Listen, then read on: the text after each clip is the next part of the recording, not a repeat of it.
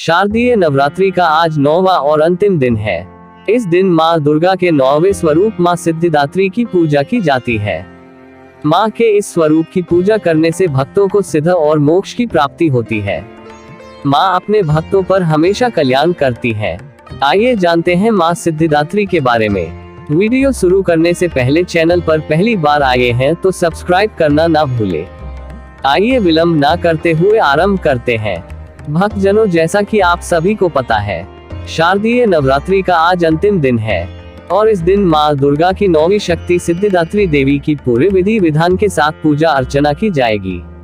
माँ दुर्गा के सिद्ध और मोक्ष देने वाले स्वरूप को माँ सिद्धिदात्री कहा जाता है। इनकी पूजा करने से सभी कार्य सिद्ध होते हैं और मोक्ष की प्राप्ति होती है। मान्यता है कि नवरात्रि के 8 दिन माँ दुर्गा की आराधना करने वालों को माँ 9वें दिन सभी की मनोकामना पूरी करती है। देव, दानव, ऋषि, मुनि, यक्ष, किन्नर, साधक और गृहस्थ आश्रम में जीवन यापन करने वाले भक्त माँ सिद्धिदात्री की पूजा अर्चना करते हैं। इनकी पूजा करने से बल, यश और धन की प्राप्ति होती है। धार्मिक ग्रंथों में उल्लेख है कि माँ सभी प्रकार की सिद्धियों को देने वाली है। देवी पुराण के अनुसार भगवान शिव ने इनकी कृपा से ही इन सिद्धियों को प्राप्त किया था। इन्हीं देवी की कृपा से भगवान भोलेनाथ का आधा शरीर देवी का हुआ था। ये देवी भगवान विष्णु की प्रियतमा लक्ष्मी के समान कमल के आसन पर विराजमान है। हाथों में कमल, शंख, गदा, सुदर्शन चक्र धारण किए हुए है। 9वें दिन सिद्धिदात्री की पूजा करने के लिए नवाहन का प्रसाद और नवरस युक्त भोजन और 9 प्रकार के फल फूल आदि का अर्पण करके नवरात्र का समापन करना चाहिए। सिद्धिदात्री देवी सरस्वती का भी स्वरूप है। पौराणिक कथाओं के अनुसार अणिमा, महिमा, गरिमा, लघिमा, प्राप्ति, प्राकाम्य, ईशित्व और वशित्व ये 8 सिद्धियां हैं। भक्तों को ये सभी सिद्धियां देने के कारण ही देवी दुर्गा के इस स्वरूप को सिद्धिदात्री कहा जाता है।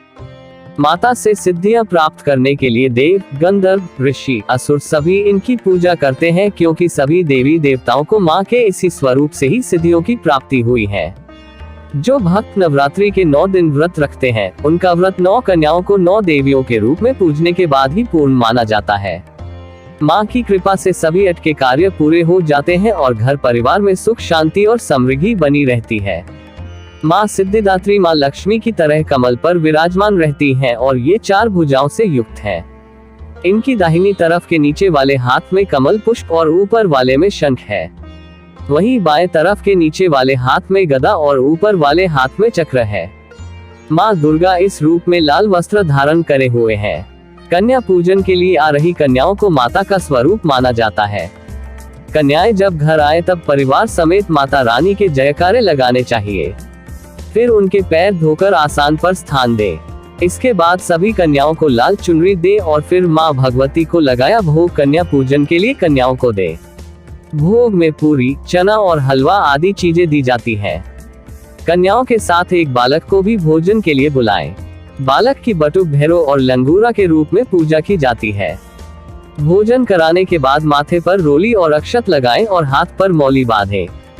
इसके बाद सभी कन्याओं की आरती उतारकर दक्षिणा दे और फिर अंत में सभी के चरण स्पर्श करके आशीर्वाद ले। शारदीय नवरात्रि के अंतिम दिन ब्रह्म मुहूर्त में उठकर ही अन्य दिनों की तरह पूजा अर्चना करें, लेकिन इस दिन हवन का विशेष महत्व है। आज नवरात्रि का अंतिम दिन है, इसलिए माता की पूजा करने से बाद सभी देवी देवताओं की भी पूजा की जाएगी।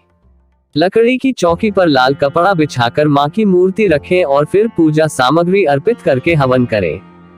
हवन करते समय सभी देवी देवताओं को नाम की आहुति भी एक बार दे दे। हवन के समय दुर्गा सप्तशती के सभी श्लोक के साथ माँ की आहुति दी जाती है। इसके साथ ही देवी के बीज मंत्र ओम ह्रीं क्लीं चामुंडाय विच्चे नमो नमः का 108 बार जप करते हुए आहुति दे और फिर आरती उतारे। इसके बाद पूरे परिवार के साथ माता के जयकारे लगाएं और कन्या पूजन शुरू करें। माँ सिद्धिदात्री को भोग में हलवा व चना का विशेष महत्व है।